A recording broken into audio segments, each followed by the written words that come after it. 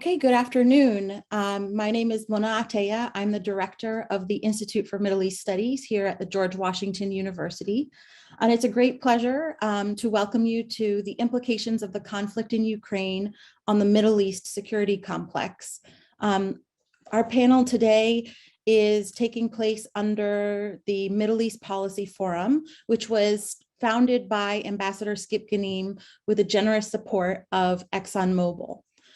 Before we start today's program, I'd like to thank Rachel Schaefer, who is the Middle East Policy Forum Assistant, for all her work to bring us together today.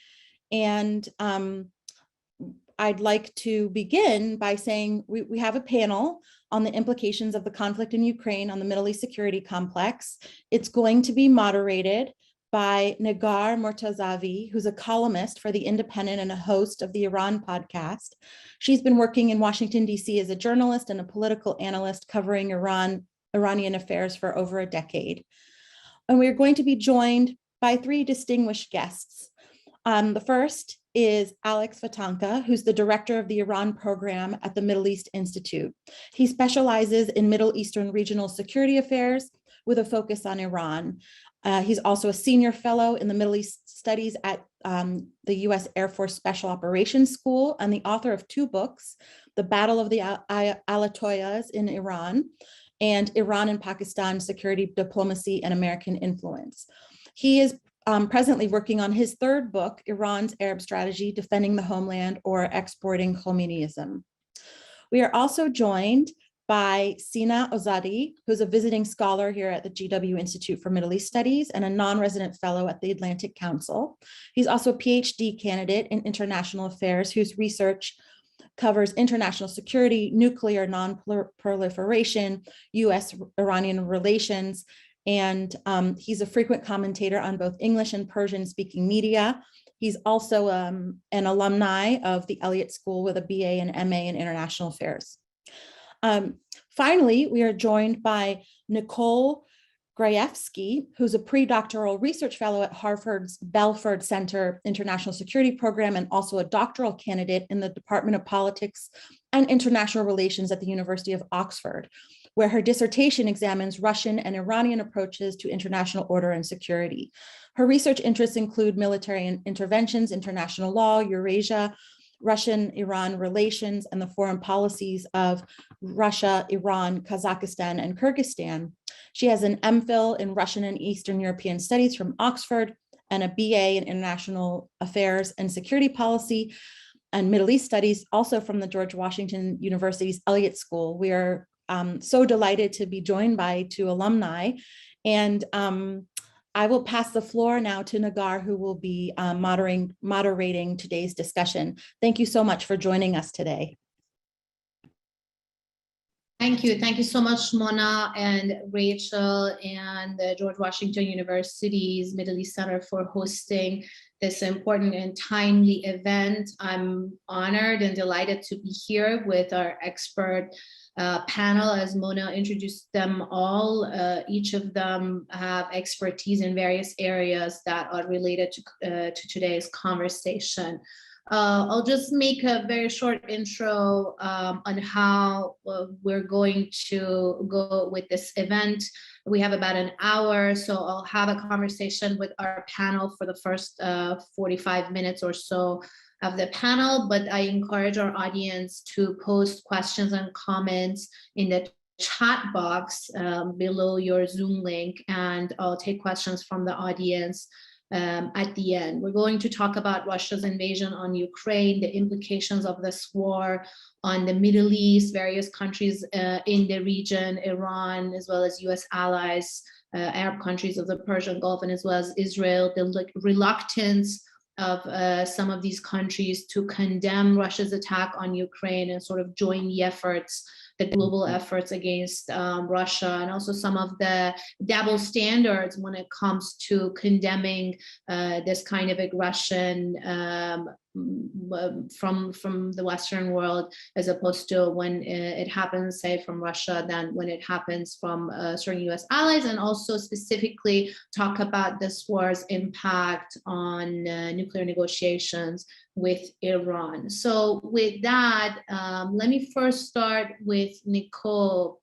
Nicole, you have studied and researched Russia-Iran relations, as well as Ukraine-Iran relations. And this war has created a very interesting triangle. Obviously, Russia is an ally, has been an ally of Iran for years. At the same time, we've seen sort of a not too strong, but reluctant condemnation of Iran for this invasion on Ukraine. Basically, the Islamic Republic not really coming out strong in supporting Russia's attack on Ukraine. How do you see this war and this invasion impacting Russia-Iran relations, for that matter, and then also Ukraine-Iran relations in this sort of triangle that's been created?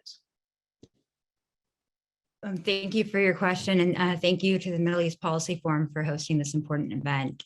In terms of the Russia-Iran relationship, it hasn't been a pretty easy or smooth relationship historically. There's been vacillations where periods of confrontation have really undermined the development of the relationship.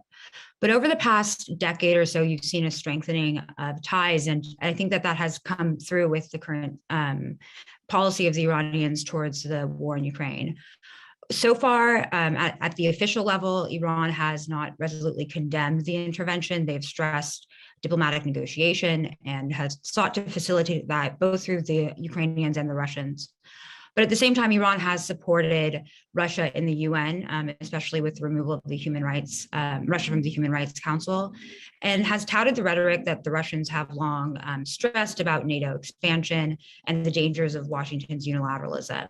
So there's kind of this, it has played into, I think, some of the Iranian pre-existing synergies with Russia when it came to this embattlement with the West. But at the same time, Iran does face its own issues domestically with separatism. And so short of endorsing the kind of claims that Russia is making in terms of Ukrainian territorial integrity, Iran's likely going to continue supporting the political position, at least in the war.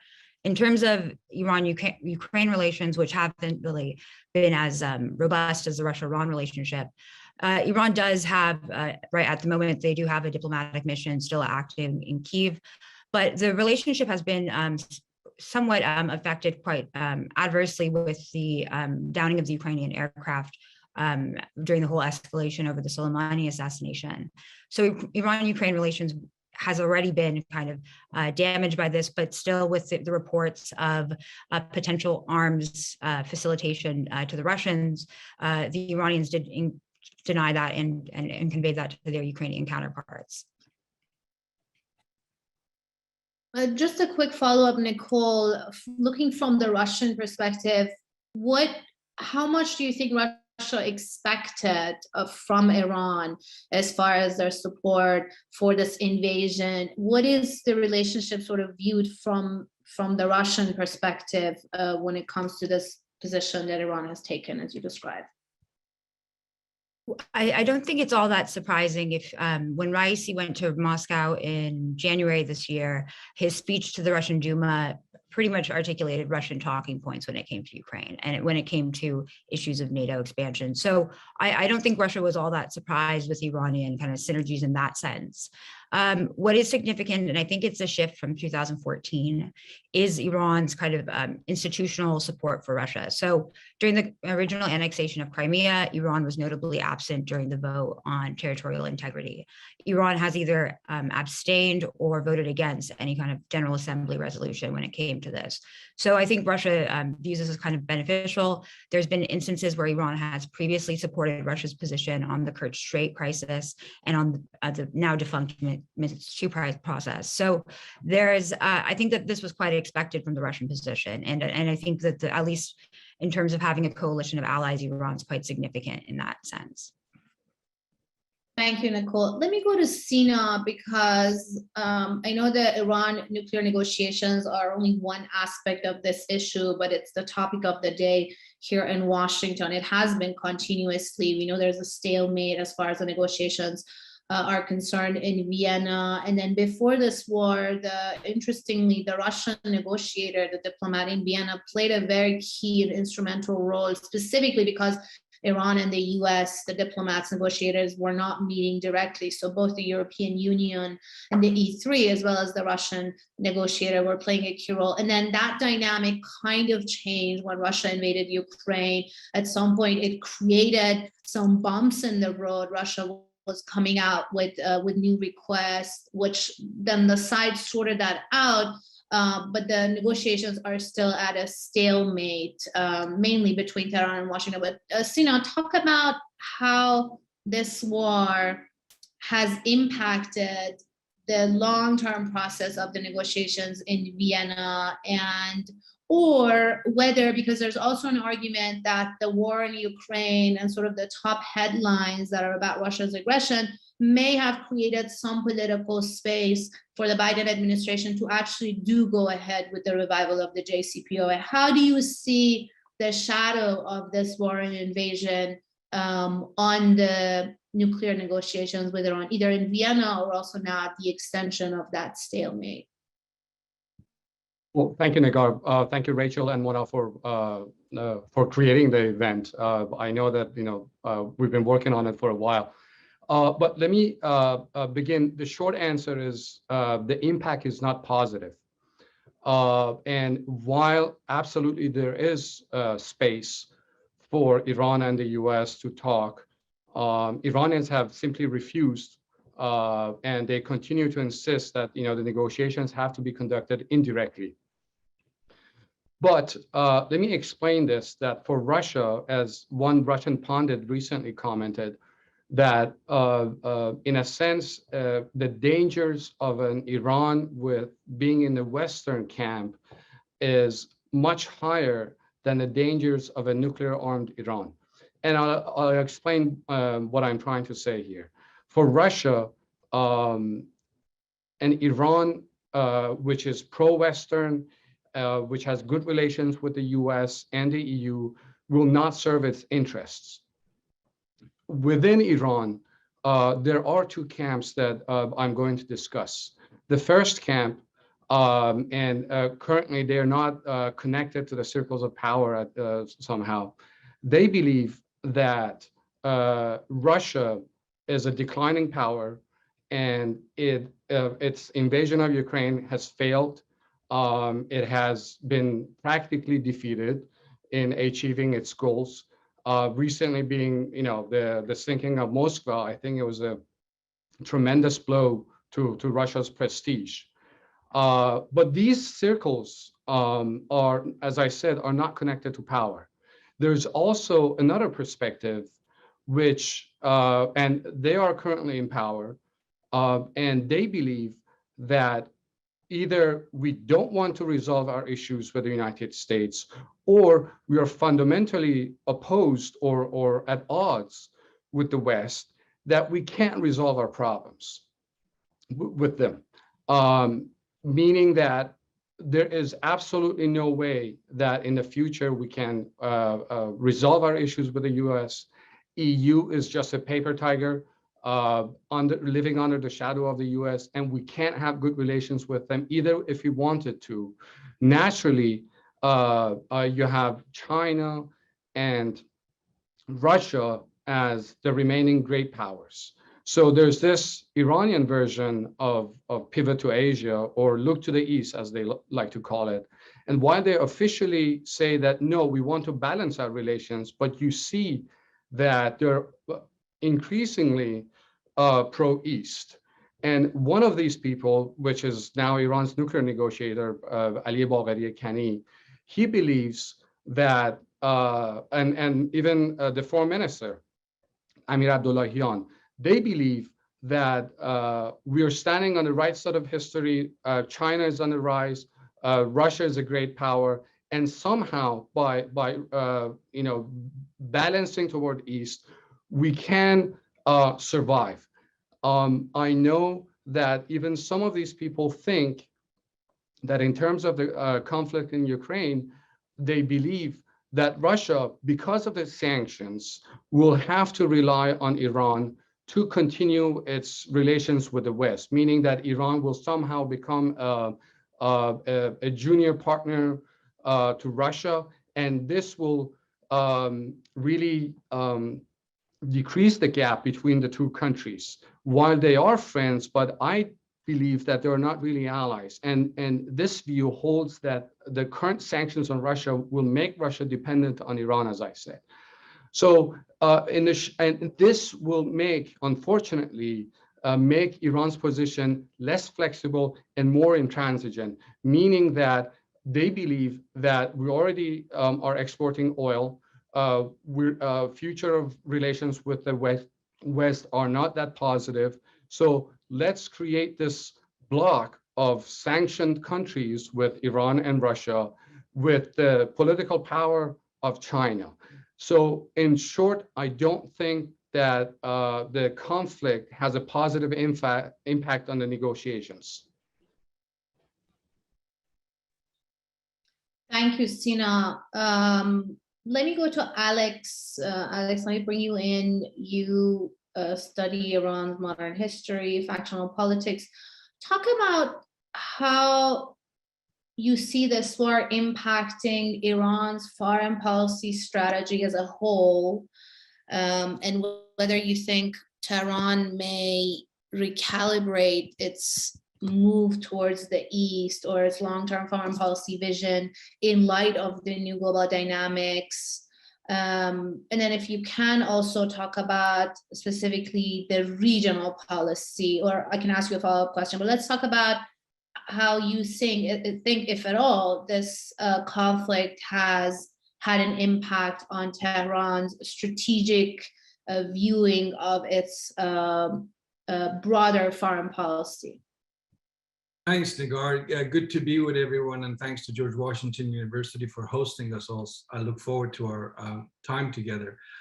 Before I answer your question, let me just respond, or not respond, but say a word or two about the sort of Iranian reaction to what happened in Ukraine.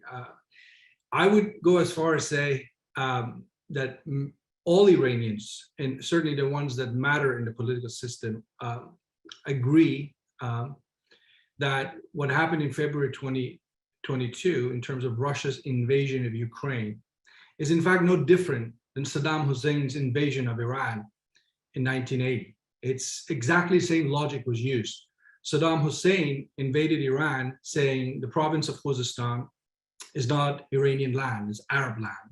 And it's exactly the same logic that Vladimir Putin has used in his invasion of Ukraine. Now, there's a difference, and this is to something that Sina has already started, talking about, which is whether you speak this truth openly or not depends which faction you kind of belong to. Ayatollah Ali Khamenei, which the supreme leader of Iran, the one voice that matters. I mean, if those of you out there who are interested in this topic and you want to follow the statements of individuals, please don't follow what Foreign Minister Hossein Abdullahian, others have to say. Follow really what the Supreme Leader, who doesn't say much about this publicly, but sometimes he hints at it, follow him. His thinking on Russia is the most important. And follow what the leadership in the Revolutionary Guard say on Russia. And there's a reason why these two centers of power are the most important, because for them, Russia increasingly is not about a foreign policy issue. It's about their political survival at home. They don't have many friends. They see what Russia has done. As I said, the logic is no different than Saddam's logic in invading Iran. They get that. They are reluctant to support Russia, and I believe they are reluctant, but they have nowhere to turn as far as they're concerned. The hardline faction, unlike the previous administration of Hassan Rouhani and the likes of Javad Zarif, and I don't want to make a big deal in terms of their differences, but there were differences between the two administrations. And the ones who have all the levers of power in Tehran today, from Ibrahim Raisi in the presidential palace to the Supreme Leader's office to the top brass in the Revolutionary Guards, they are unanimous in agreeing that doesn't matter what Russia does, we have no option but to stay with the Russians, because frankly, and I don't know, this is the proverb, I'm sure everyone's heard it, one bird in hand is better than two birds in the bush, right? We know what we have with the Russians. It's a complicated relationship, to Nicole's point, but at least we have a relationship. What about the Americans? What about the Europeans? There, it's basically a Hail Mary situation. You can hope for something good to come out of it, but you have no idea if diplomacy will work and deliver with the Americans and the Europeans. So why even try? Why gamble? Why risk upsetting the Russians? And that's, I think, the position of the Iranians. They do it kind of holding their nose. I mean, they should. I mean, people should remember, Iran lost 256,000 souls in an 8-year war with Saddam Hussein, where he invaded.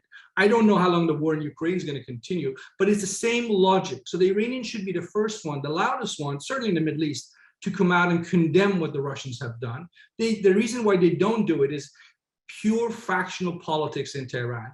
They believe if they upset the Russians, then the Russians could essentially become a spoiler in a very sensitive political moment in Tehran, where Ayatollah Khamenei is 83 years old. There's a succession process that's already underway, and the hardline camp want to keep a steady boat for the sake of survival of their power, grip on power, and to sort of do anything other than what they have done, which is to sort of not condemn the Russians, would have been too much for them. So they haven't. That's why they've kept the position.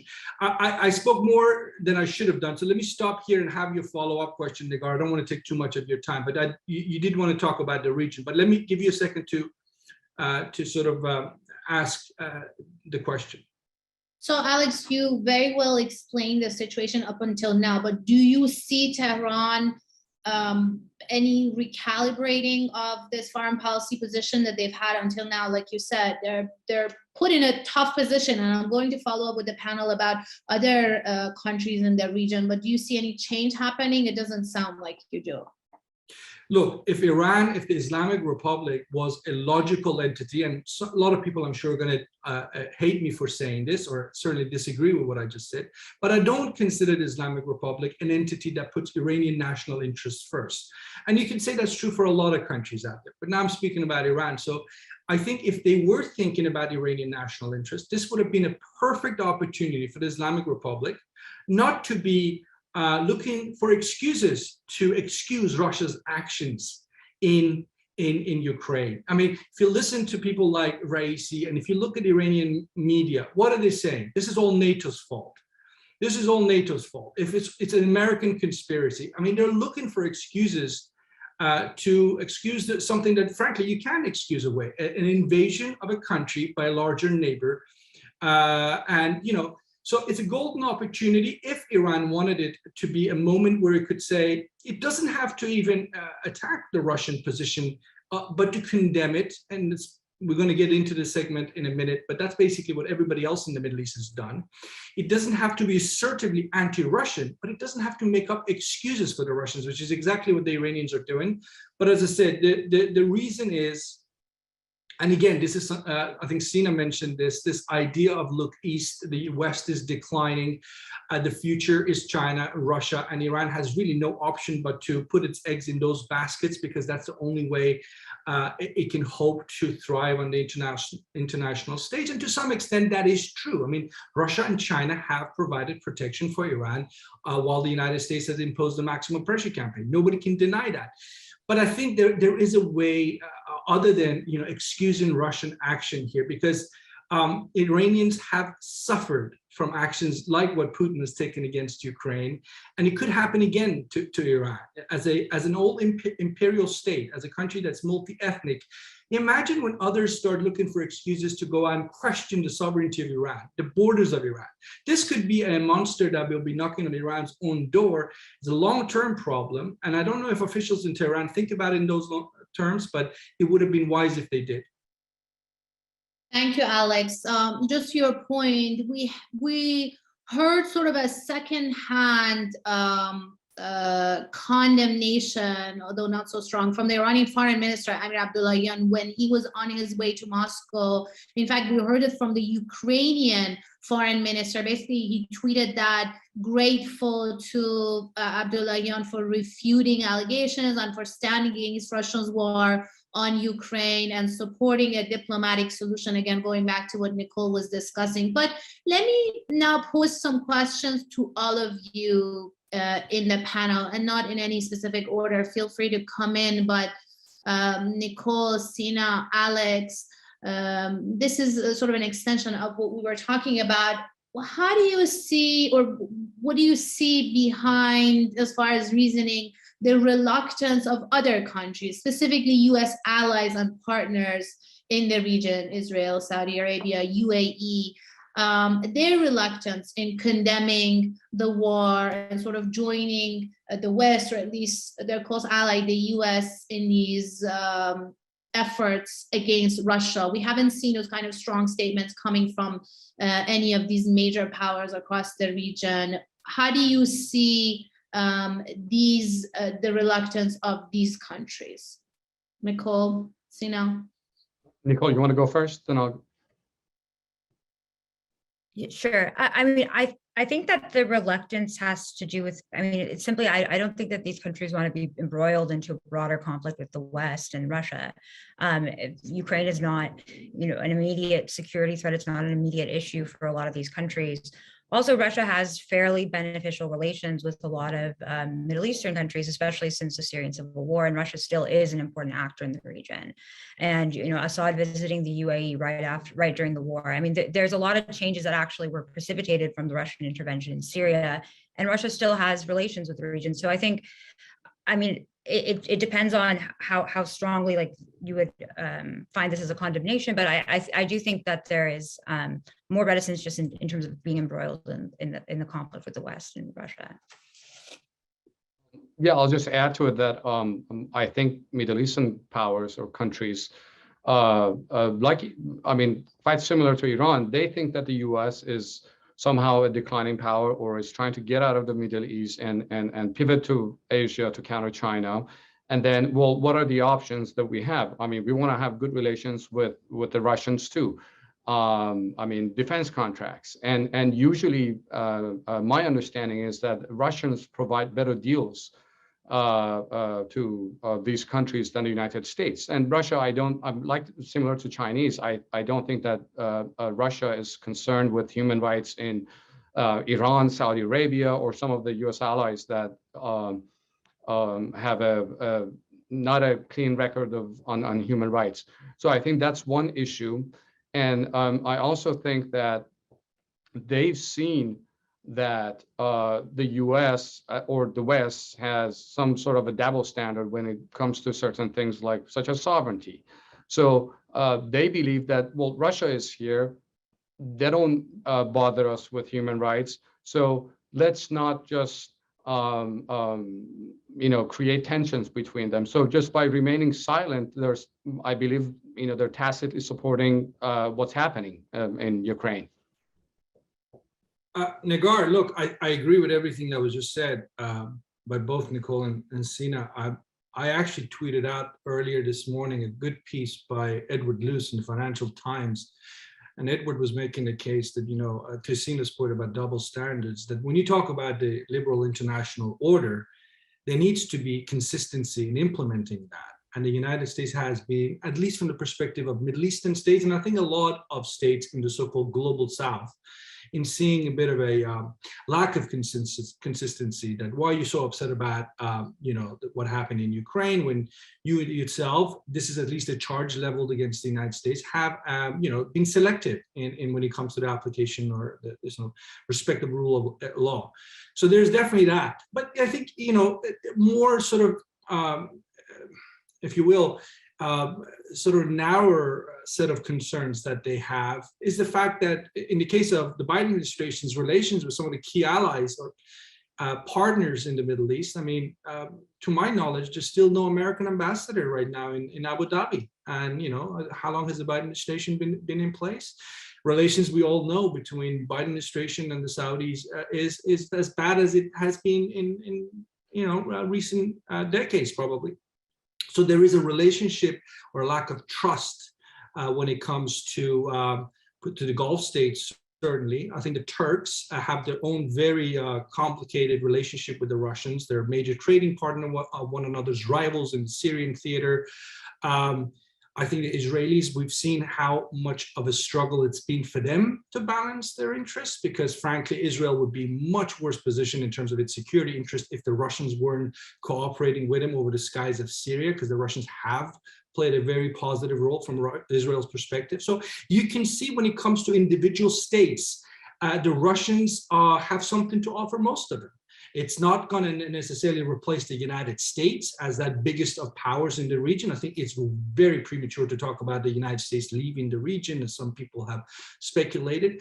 But nonetheless, since Russia's invasion or arrival on the scene in Syria in 2014, the Russians have proven to Middle Eastern states that they are a player to be reckoned with.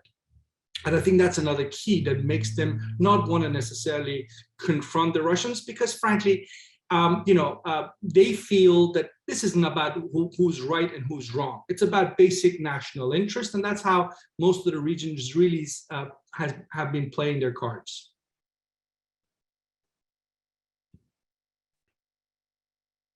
Thanks, Alex. So let me follow up on that question again to all three of you this way, on whether you think there's a reconfiguration of alliances happening in the Middle East, as we discussed, US versus Russia, or the West versus the East camp. And also, if you see this conflict or any potential reconfiguration having an impact on Russia's influence and presence and foreign policy towards the region, the broader Middle East.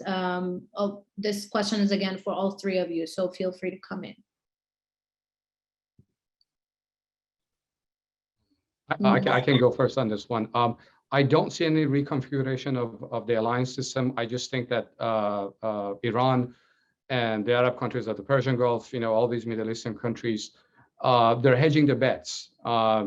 Maybe less Iran and more the Arab countries that, well, they want to have good relations with the West, the economic benefits of dealing with the West, but they also see, as Alex and Nicole were both pointing out, that Russia is a near power and has no interest in what they do domestically. So at any time that they want, they can switch sides, use the benefits of both sides. Saudi Arabia has cooperated. I mean, it buys weapon systems from the US, as Donald Trump put it, the most beautiful military equipment. But it also has used Russia and China to bolster its defenses. The Chinese help them create or enhance the indigenous missile program to counter Iran. So they all want to hedge their bets in the future in case the US did actually leave the Middle East.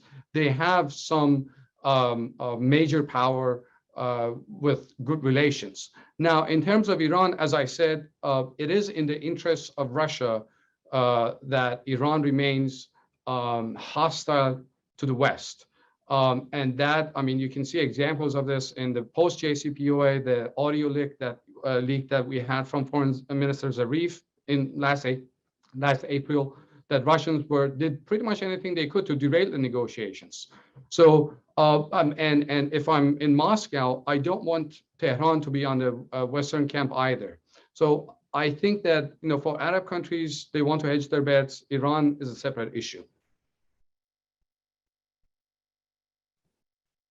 Thank you. Nicole, Alex, do you see any change as far as alliances, any reconfiguration, and also Russia shifting any of its policy towards the region and the broader Middle East? Nicole, do you want to go? Yeah, sure. I mean, I think that one thing that might be impacted is arms sales, and I think that Russian military and I guess the weapon systems haven't really been performing the way that the Russians have wanted it to be. So this could potentially impact the attractiveness of Russian exports to the region.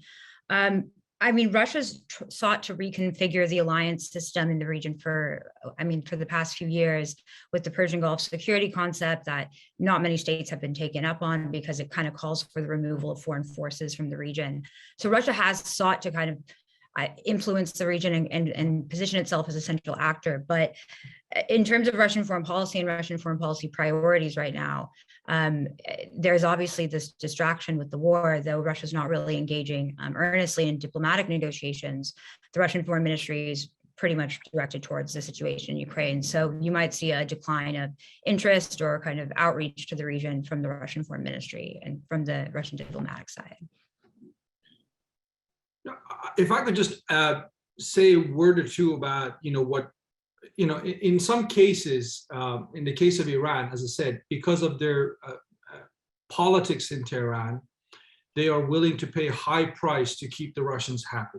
And that's basically what Iran has done since first Chechen war. I mean, the last time you could go back and see an Iranian challenge to Russian policies was the first Chechen war. Right? When the Russians told the Iranians in no uncertain terms, you cut it out. And the Iranians did. There would be no flow of foreign fighters or any kind of support for the Chechen cause. And after that, the Islamic Republic, this defender of Muslim rights, said nothing about what's going on in Chechnya, basically. And I think that has been true, as I said, since the early 1990s. So they're paying a very high price to keep the Russians happy. And yet, the best Iran can get out of its relationship with Russia, and some of it is actually worth their time and effort. I mean, the Russians have protected them at the IAEA in Vienna, provided a diplomatic cover for them at the UN Security Council, as have the Chinese, increasingly in recent years. So there's that. But if you think in terms of practical material benefits that Iran and Russia can have with this Ukraine war now having become a normal, what do we hear? We're hearing that Iran can provide expertise to Russia to go around sanctions. So the Iranians have created an industry around sanction busting, and they're now offering their services as consultants to the Russians. So we know how you can sell your oil. We know how you can go around some of these sanctions and cover your tracks. Again, to me, that doesn't suggest that anybody's thinking big in terms of using what's going on in Ukraine as a moment for Iran to create a new foreign policy for itself, to put itself out or lessen its dependence and being beholden to Moscow on the international stage. It's an opportunity, and I think it already seems to me to be clear that they're missing this opportunity, and they're thinking small. And by the way, Iranian-Russian trade on a good year would be about $2 billion, right? $2 billion max. This is more than what they have been trading in recent years, but it's still pretty small amount. So Russia is not going to rescue the Iranian economy. Ayatollah Khamenei is not going to have a better night's sleep because more money is coming in through the Russian channels, and the Iranian economy improves and the Iranian people are less angry. That's not going to happen. That's the price they're willing to pay for not taking the opportunity to change course. Again, it would have been a golden opportunity for the Islamic Republic leaders to rethink their foreign policy. But this is not the first time they have failed to do so, and I suspect it won't be the last either, because they're ideologically committed to what it is they believe is the best foreign policy, which is sort of a mishmash of ideology but certainly anti-American to its core, and that drives them forward. Thank you, Alex. Let me follow up on one point. Well, first of all, I encourage our audience to write your question in the chat box. I'm going to get to the Q&A session with the audience soon. So if you have any questions or comments for our panelists, please do feel free to write them in the chat box and I'll read them very soon. But I have one last question for the panel, and this is following up on a point, Alex, that you brought up about the double standards when it comes to, the international rules-based order, which we hear very much from the Western camp, US, European allies these days, and how specifically the global South is very much clearly seeing these double standards. I want to specifically talk about the issue of refugees, because that's also another area when we're seeing the double standards. Just a few years ago, we have waves of refugees from fleeing the Syrian war. We've seen multiple waves of refugees fleeing the war in Afghanistan, just recently after the US withdrawal, fleeing the Taliban. We also saw their treatment and the way they were accepted or not in various countries in Europe and all the way here to North America. And then there's a stark difference between how refugees from the Ukraine war are being welcomed and accepted, to the point that I think just yesterday there was a report that Germany is actually evicting a number of Afghan refugees to make room for the larger flood of refugees from Ukraine. How do you each see these double standards when it comes to accepting refugees, specifically from the wars in Middle East as opposed to Ukraine, and whether you think this is also going to have an impact on the West and East relationship with these countries in the Middle East, not necessarily the regional powers, but the war-torn societies of the region?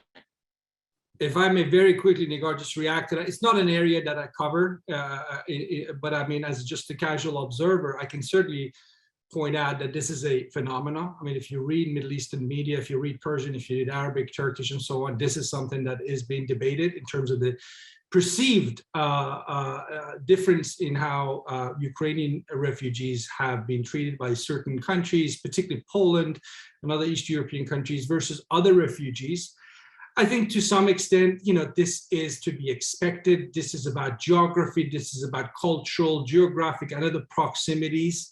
I mean, the fact that Poland is a neighboring state to Ukraine, and there's a lot of common history there, shouldn't make us be surprised that they treat Ukrainians differently than people that come from faraway lands. I mean, this is just to be expected. If you're in Iran, which countries have provided most of the refugees to Iran? I mean, the millions of refugees Iran they have over the last 3-4 decades have come from a few countries: Afghanistan, Iraq, Iraqi Kurds, and so on. Again, proximity is what often refugees don't jump in and have a business class seat and fly to it. They have to walk it, and when you walk it, you know, closest destination is where you can get to by foot, by car, so forth. So I think we have to be careful not to make it too much of a deal out of this. I mean, the story you just quoted, I read it too. It was from Press TV, Iranian state-run media. That's where I picked it up. I don't know. No, it was actually in Foreign Policy. I saw the link in Foreign Policy magazine. Well, if that's what the Germans are doing, you know, it's something that obviously is going to just create more suspicion, certainly in the global South, in terms of treatment, because when it becomes one of ethnicity and race, then you can't play the card of having the moral high ground. I mean, the idea of if you have a liberal international order where you box people based on ethnicity and race, and you want everybody to sort of rally around the flag when you ask them, it's not going to happen, because people are going to obviously judge you based on what they are. Anyway, I just wanted to make sure or suggest that we don't make too much out of the treatment of the refugees as if this is, you know, a moment where Europe entirely failed. And people should remember that over, I believe, 1 million Syrian refugees in the last 5 or 6 years have ended up in places like Germany. So that's also important to keep in mind. Thank you, Alex. Nicole and Sina, do you want to weigh in? I know this was sort of out of the scope of our conversation, but because Alex, you brought up the double standards in the international rules-based order, I thought this was a little bit related, and also it's something that's very much on my mind. If you two, Nicole or Sina, if you want to weigh in, any comments, or I can also move on to the Q&A. I'll just make a very quick comment. Even the narrative matters here.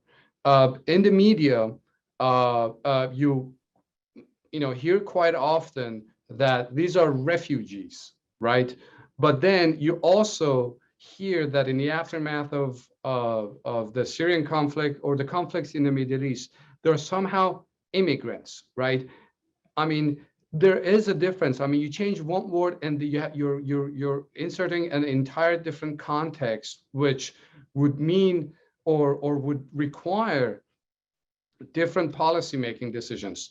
So I think that that matters. Or somehow, I mean, I'm sure many people have seen this, that CNN or other Western media were somehow referring to these refugees as "quote unquote" civilized people, which would mean that somehow other people that are trying to get or flee conflicts are not as civilized as these people. So I think that small things make a big difference. And one last point, you can just compare the treatment of Iran when it was subject to the widespread use of chemical weapons. For years, Iraq used chemical weapons on Iranian troops and cities, and you don't see major powers expressing concerns. However, when there was a report which was never confirmed, you see that the British Foreign Secretary, you see the US government expressing concerns that Russia has potentially used chemical weapons, and that would require a significant response from the US. So that's a double standard that I'm referring to. Thank you. Nicole, do you have any comments for this? I mean, I think there's quite evident double standards involved in this. And I'm saying this as someone who's both in like kind of Russian studies and Middle East studies. The contrast between the support for Ukraine amongst the academic community, for example, is pretty significant opposed to what was happening with Afghanistan. And just in terms of getting visas, for example, in August, it was incredibly difficult to get Afghan visas. Ukraine, it's much more easier. So there's this different, and also it's geographic issues. The Central Asian states closed their borders to refugees with Afghanistan. But when it comes to Ukraine, I think what I'm more in the public discourse, and especially in the West, is this, I guess, tendency to make the conflict fit with our cognitive priors and to make the conflict as a kind of a bigger issue with liberalism, et cetera. But I mean, and I think it kind of detracts from the real drivers of it, and the fact that Russia is committing war crimes, the fact that Russia is committing these atrocities without contextualizing it within some kind of framework that we use to support our own views. And so that's just my issue with the current, I guess, portrayal of it. Thank you. Let me just wrap up by saying that the way the refugees are well treated is not a source of problem, but the comparison that people make or see with how previous waves of refugees were treated is what causes the issue. Let me now move to our audience questions. I'll just, Mona, if you agree, I'll just go one by one as I see them, and I see you also type the question. We have the first question from Saif Al-Dandashi. Sorry if I'm butchering any of the names. Will Biden begin to take a more pragmatic approach in the Middle East rather than be adamant about his democratic liberalism policy to adjust to what has been happening in the Ukraine conflict, or will he hold his ground? I'll just pose this to all three of you. Feel free to come in. I'm not sure if I understood the question, but I think the Biden administration has its own double standards. I mean, in the case of Iran, I believe that you do see that the candidate Biden in 2020 repeatedly said that once he comes to office, the U.S. will return to JCPOA, and the decision was by the Trump administration was wrong, et cetera, et cetera. But once he won the elections, in practice you see the continuation, if you will, of the maximum pressure campaign on Iran, and I believe that he lost a golden opportunity when he had a chance, partially his fault, partially not his, to return to JCPOA, and that losing time was detrimental to the nuclear talks, created the suspicion in Tehran that the Biden administration is not genuine in his official policy declarations that they're interested in returning to the JCPOA. If I may, to Sina's point, Joe Biden would not be the first or the last candidate to promise something and not deliver on it. I mean, that's just absolutely politics. So, but to be honest and fair, the Islamic Republic of Iran, certainly the top leader Ayatollah Khamenei, has never ever since 1989, when he became supreme leader. Again, since 1989, he has single-handedly had the ability to choose a different course vis-a-vis the United States, and he hasn't. Now, I'm not saying the United States is not guilty at times of missing opportunities. Certainly, I think there have been moments where the US could have acted differently towards Iran. But, this is not a relationship of two equals. Iran has a lot more to gain by taking bigger steps towards the United States and asking the United States to take equal-sized steps towards Iran. And when the Iranians don't do that, they're hurting their own national interests. There is nothing right now that China and Russia can do for Iran that the United States couldn't do for Iran in terms of Iranian national interest when it's their state of their economy and so forth. So I think when we talk about golden opportunities and who could have done what, I haven't. And I cover Iran daily. I haven't heard Supreme Leader Ayatollah Khamenei or the Revolutionary Guards taking a moment saying, we want to pave the way perhaps for a different future. All they're asking for in these negotiations in Vienna is just a nuclear deal. They are satisfied just with a nuclear deal because they're happy just to be able to sell more oil and get the money freely back into Iranian banking accounts once the sanctions are lifted. That tells us they're interested in a tactical, narrow deal. There is no big vision into Iran. There's no desire to sort of turn the page.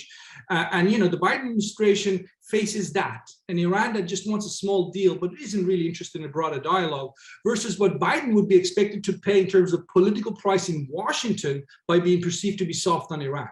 I mean, here's a president who's got plenty on his plate already, and he's got the pandemic and all the rest of the economy to worry about.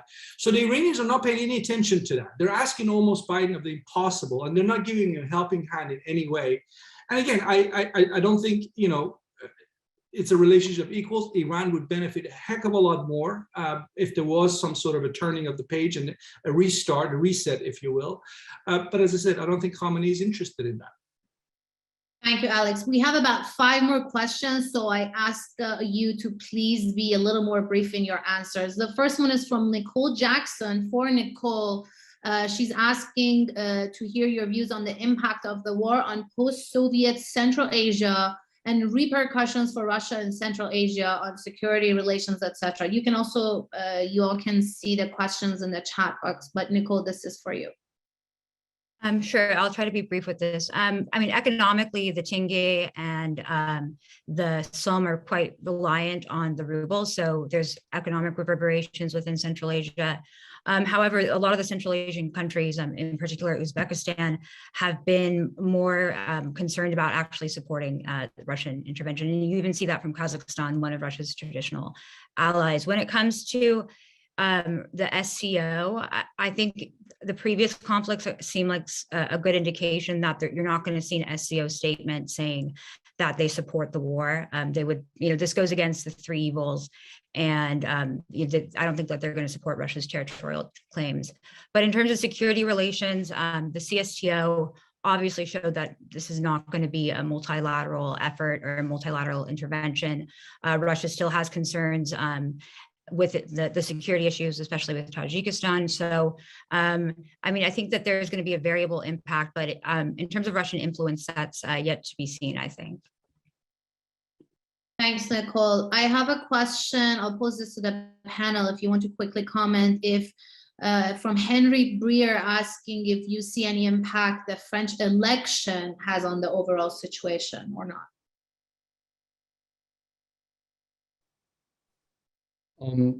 I would make the case, and I'm not an expert on French foreign policy, but I would say that the rise of populists who like to undermine NATO and want to have better relations with Russia could perhaps serve Iran's interest. I think that Islamic Republic has historically taken advantage of a divided Europe or a divided, EU and the United States. So that is what I think. And while the current president, Macron, has been in support of JCPOA, I think overall they would take, as I said, they would take advantage of a rift within the EU or Washington and the European Union.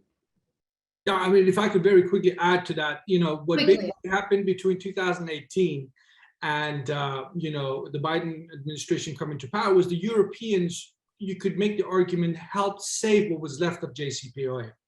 But what's going on with Ukraine and Europe and the United States seeing eye to eye in terms of the bigger international security issues means that if there is no nuclear deal, the Europeans and Americans are going to go back to cooperation much more closely than they did between 2018 and 21. So you can expect the US and Europe to move much more closer together. That's something the Iranians should anticipate it in case there is no nuclear deal out of Vienna.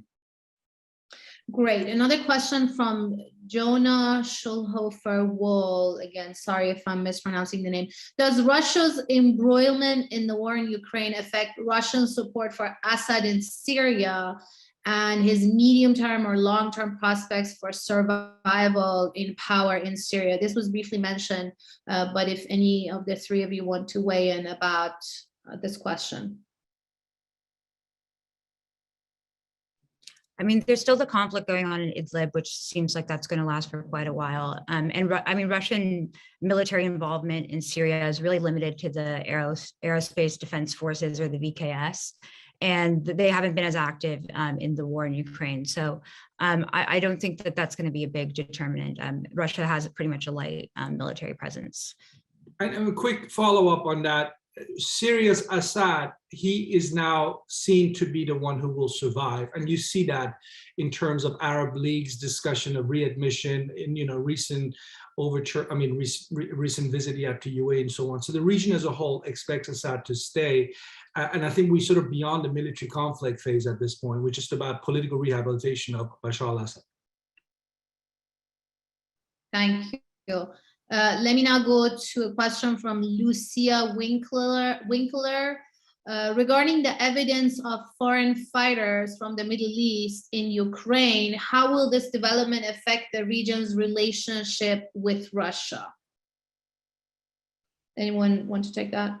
Yeah, I think the use of mercenaries and the increasing use of mercenaries, I think, is kind of fading the taboo of using mercenaries or foreign troops in the region. So I believe that what the impact is that you'll see more and more countries in the region, and Iranians have used this before, and now Russians are doing this, and I believe that you'll see more and more countries using mercenaries, recruited troops to fight on their behalf in foreign conflicts. And which is safe because, again, if somebody gets killed in action, it's a foreign national. You don't have anyone from your own people dying on the battlefield. So I think it will have an impact, and I think it's a fantastic question. We have a final question. We have a couple of comments. I'll let the audience read them, but we have one final question from our host, Mona Attia. There has been some concern about the role Russia has been playing in the region, and specifically that Russia tested much of the military interventions in Ukraine in Syria. In what ways do you think this is impacting the response of other Middle Eastern nations to the conflict, for all three of you? Alex or Nicole? Nicole, I think, is better placed to take that one. I mean, in terms of, I'm not too sure about the regional dimension when it comes to the impact of Ukraine and Syria for Russian foreign policy, but there's definitely parallels between the Syrian civil war and the current war in Ukraine. A lot of it actually just goes back to the Russian messaging and this kind of like deniable aspects of Russia's campaign. But it is a fundamentally different intervention, and for Russia, Ukraine signifies something very different than Syria did.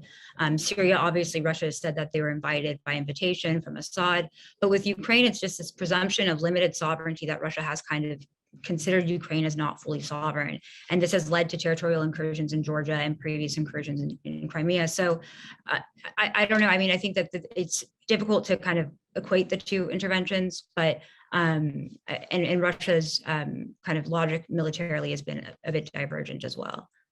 Nagar, I know we have only about a minute left. Very quickly, 20 seconds. I think the idea that the Russian military style of operating Ukraine is going to bolster the use of the proxy model is terrible news for the Middle East, because the Middle East has been suffering from the proxy model. And I know some countries in the region find it to be convenient. It's cheap.